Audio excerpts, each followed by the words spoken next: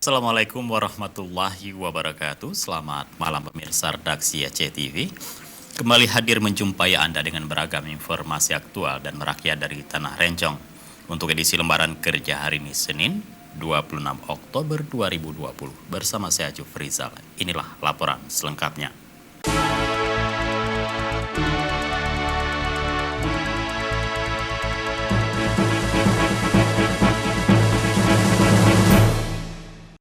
Baiklah saudara, kita awali dengan laporan perdana. Pemirsa, pemerintah Aceh menjalankan berbagai program untuk percepatan pembangunan Kampung Sikundu, Kecamatan Pantai Cermen, Kabupaten Aceh Barat.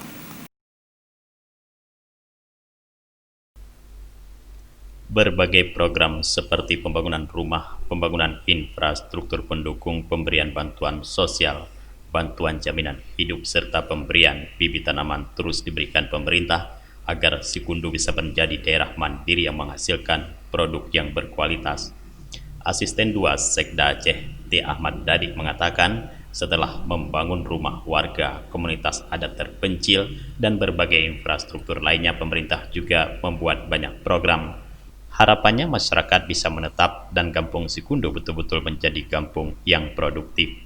Menurut Dadik, banyak cara membuat desa menjadi produktif, salah satunya dengan mengoptimalkan penggunaan dana desa sehingga bisa menghasilkan produk asli kampung. Dengan kesepakatan bersama, dana desa bisa dipakai untuk membeli suatu alat pembinaan maupun bibit tanaman. Dalam mendukung pembangunan Kampung Sikundu, pemerintah menjalin kerjasama lintas pihak. Jika pemerintah membangun rumah, kelengkapan sarana MCK dibangun dengan pemanfaatan dana CSR. PT MIFA perusahaan ini juga membuat sarana jembatan dan perbaikan jalan. Dari pendanaan APBA, pemerintah memberikan bantuan sosial, bantuan jaminan hidup, dan pengadaan alat kerja, pupuk, serta pembibitan.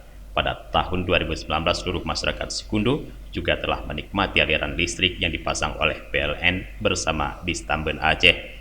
Sementara Bupati Aceh Barat Ramli MS mengatakan pembangunan rumah warga KAD di Sikundu merupakan bukti sayangnya pemerintah kepada masyarakat.